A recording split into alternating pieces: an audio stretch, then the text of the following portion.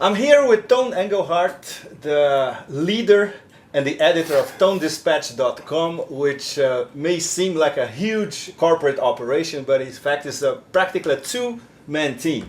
And the other important part of the team is Nick Thirst, the associate editor of ToneDispatch.com. Guys, welcome to The Real News. Pepe. So it's you, Nick, and a group of fabulous writers. They are in this book, The World According to Tone Dispatch, America in the New Age of Empire. How would you define empire to an American who believes that US is not an empire? I have a kind of a gut reaction to empire. I mean, think of it this way. You know, we are on, if you sit inside the United States, you're not enormously aware that we're on a one-way planet. You know, so you can have on any day, I mean, it just happened recently, you can have, say, the head of the CIA get up in front of Congress and both congratulate himself and be congratulated on getting secret spies into Iran. Now, if you were to try and reverse that, and you imagine the head of the Iranian Secret Service publicly in Tehran saying, great news, we've got our guy, we finally got our guys inside the corridors of power in Washington, I mean, this country would declare war. We would be horrified. So I think it's things like that. You know, the fact that, for instance, we can take a Predator, an unarmed aerial vehicle, one of these drones, and we can fly it over Somalia. We can decide there's a terrorist on the ground. We can shoot a Hellfire missile into some peasant's hut and kill a couple of people. And then, oh my gosh, it's not a terrorist. We're kind of sorry. Now, if you reverse that, and that Predator was an Iranian Predator, say, or a Chinese Predator or something flying over Southern California and the same thing happened, we would declare war. We would go crazy. I think what you can say is, in a way, you know when you're an empire, when it all goes in the other direction.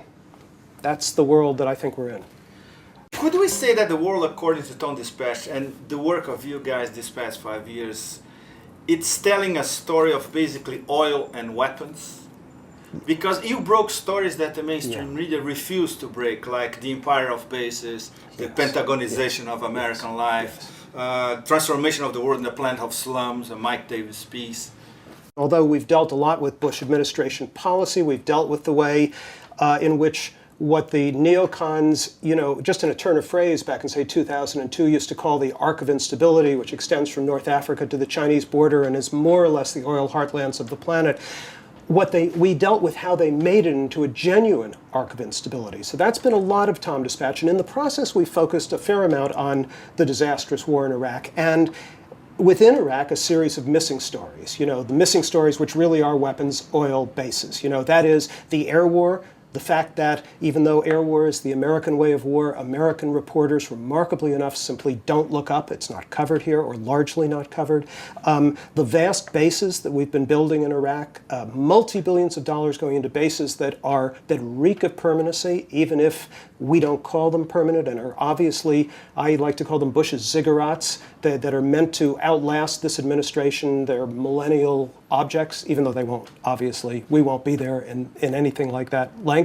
And finally, the most embarrassing story of the Iraq War, which is the one thing that Iraq really produces, which is oil, which couldn't for years be put in the same paragraph with war fighting or any serious piece in the mainstream about the situation in Iraq. You were one of the top US book editors. Is this a matter of editing out?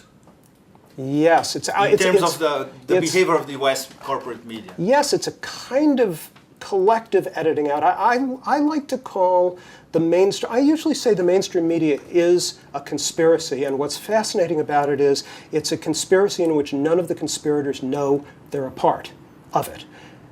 Certain stories get left out, things get shaped in a certain way, and they get shaped in a certain way. If you sit at night and you click from one primetime news show to another, you click to the same stories. If you're on story 5, it's the president's getting off the plane, whether you're on ABC, NBC, or CBS. We're now at a strange moment in which, for the first time, the stories that Tone Dispatch has been covering with people like Chalmers Johnson, Darja Mayo, Mike Clare, Mike Davis, a wonderful set of people who have covered these missing stories, suddenly some of these stories are in our world again. Oil has just been broken by the New York Times. You know, the big oil companies You're are back. 5 years late. Yeah, 5 years late. The bases are suddenly, these bases that nobody has been willing to look at or basically show Americans, which we've been building with billions of dollars of tax dollars, are suddenly back in the news. And what fascinates me as I watch this, and it would be funny if it weren't so grim, is that when the mainstream media picks up these stories and starts running with them, they act as though it's just been part of the discussion for the last 5 years. Nobody stops and says, oh, wait, we really have a new story now. We've managed not to cover this for 5 years. They just talk about it as if they were talking about it the same way yesterday. So everything's edited out until it's in, and then it's if it's always been in. Would you say that America should give up on U.S. corporate media? If we completely gave up on it, there's a lot of information I wouldn't have, because the fact is, in bits and pieces, things are covered everywhere and often covered fairly well. I mean, to give you just one example, to me, the great and obvious story of the Bush years in Washington has been the expansion of the Pentagon. It's expanded in every way because the Bush people put such emphasis on the military. And this is Nick's great subject, of course. And that expansion has been covered bit by bit. The budgetary part, the weapons trading, various aspects of it have been covered in the mainstream media, and yet it took Tom Dispatch and a woman named Frida Berrigan, who's an arms expert, to do a piece that should have been on the front page of the New York Times or Wall Street Journal, part of a series on the overall expansion of the Pentagon. You can't find that anywhere. It's just not there, even though it is the most striking, one of the 2 or 3 most striking aspects of what's happened in the Bush years here.